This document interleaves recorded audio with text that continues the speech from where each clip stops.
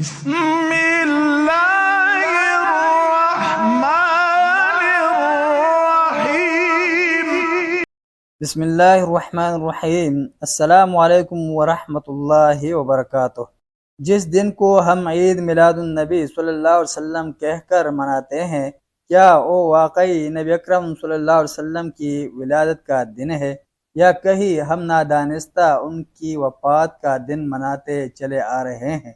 حقیقت جانیے قرآن و سنت اور سیرت کی روشنی میں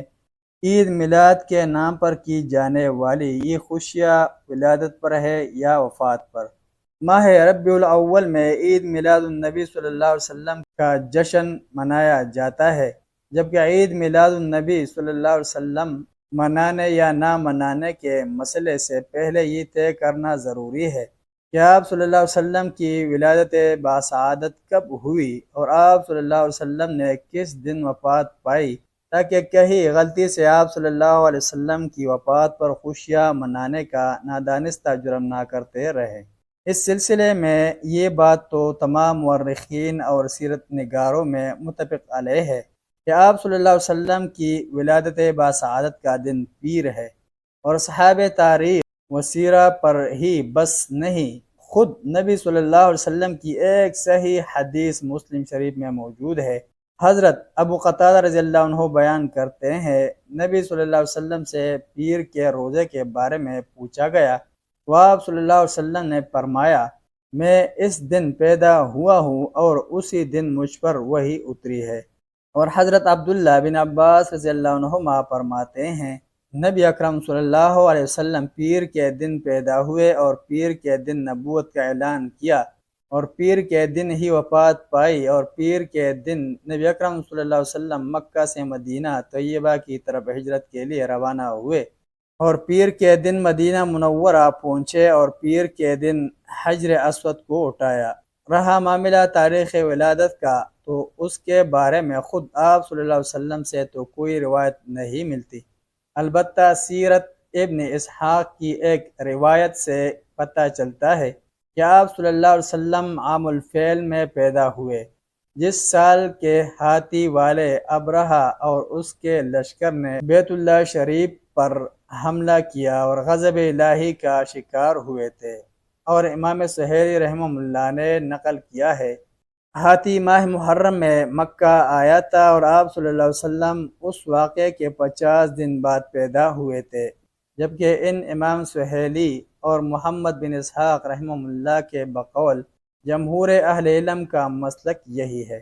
مشہور مفسر اور مورخ کبیر حافظ ابن کثیر رحمہ اللہ نے اپنی تاریخ البدایہ والنہایہ میں لکھا ہے کہ جمہور اہل علم کا مسلک یہ ہے کہ آپ صلی اللہ علیہ وسلم ماہ ربیع الاول میں پیدا ہوئے، لیکن یہ کہ آپ صلی اللہ علیہ وسلم اس ماہ کے اول، آخر، وسط یا کس تاریخ کو پیدا ہوئے،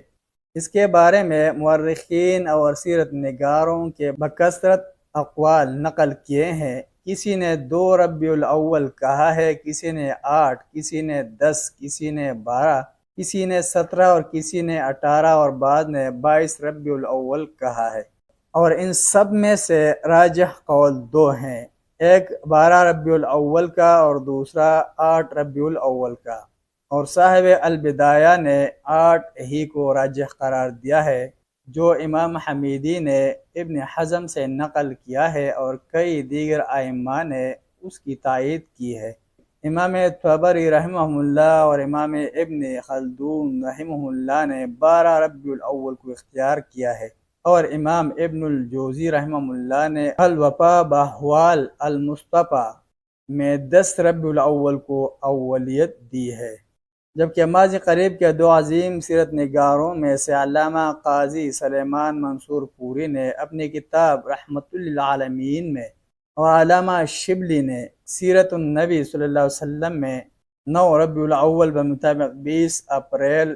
571 ہجری کو از روئے تحقیق جدید صحیح ترین تاریخ ولادت قرار دیا ہے۔ اسی تاریخ کو محمد طلعت عرب نے تاریخ دول العرب میں صحیح قرار دیا، اور مصر کے معروف ماہر فلکیات اور معروف ہی الدان محمود پاشا فلکی نے اپنی کتاب التقویم العربی قبل الاسلام و تاریخ میلاد الرسل و ہجرہ میں دلائل ریاضی کے عروج سے متعدد ذائچے بنا کر ثابت کیا ہے کہ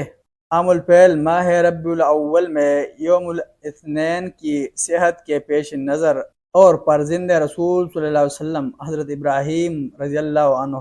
کے یوم وفات پر سورج گرہن لگنے کے حساب کو مد نظر رکھا جائے تو آپ صلی اللہ علیہ وسلم کی ولادت کی صحیح تاریخ 9 ربیع الاول ہی آتی ہے، جبکہ شمسی عیسوی تقدیم کے حساب سے آپ صلی اللہ علیہ وسلم کی ولادت کا وقت 20 اپریل سن 571 بروز پیر کی صبح بنتا ہے۔ محمود فلکی نے جو استدلال کیا ہے وہ کئی صفحوں میں آیا ہے، اس کا خلاصہ یہ ہے۔ نمبر 1، صحیح بخاری میں ہے کہ ابراہیم رضی اللہ عنہ ان حضرت صلی اللہ علیہ وسلم کے صغیر السن صاحبزادے کے انتقال کے وقت آفتاب میں گہن لگا تھا اور یہ 10 ہجری تھا اور اس وقت آپ صلی اللہ علیہ وسلم کی عمر کا 63واں سال تھا۔ نمبر 2، ریاضی کے قاعدے سے حساب لگانے سے معلوم ہوتا ہے کہ 10 ہجری کا گرہن 7 جنوری 632 کو 8:30 پر لگا تھا۔ نمبر 3، اسی حساب سے یہ ثابت ہوتا ہے کہ اگر قمری 63 برس پیچھے ہٹے تو آپ صلی اللہ علیہ وسلم کی پیدائش کا سال 571 ہے،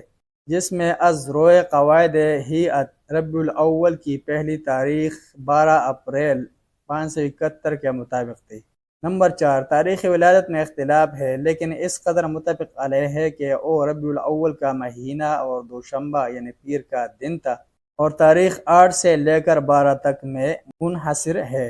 نمبر 5، ربیع الاول مذکور کی ان تاریخوں میں دوشنبہ کا دن صرف 9 تاریخ کو پڑتا ہے۔ ان وجوہ کی بنا پر تاریخ ولادت قطعاً 20 اپریل 571 تھی اور ربیع الاول کی 9 تاریخ اور 12 ربیع الاول کی روایت مشہور تو ہے مگر وہ حساب سے صحیح ثابت نہیں ہوتی۔ اس سب تفصیل سے معلوم ہوا کہ آپ صلی اللہ علیہ وسلم کی پیدائش 12 ربیع الاول کو نہیں بلکہ صحیح تاریخ 9 ربیع الاول ہے۔ ہاں، آپ صلی اللہ علیہ وسلم کی وفات ضرور 12 ربیع الاول کو ہوئی تھی،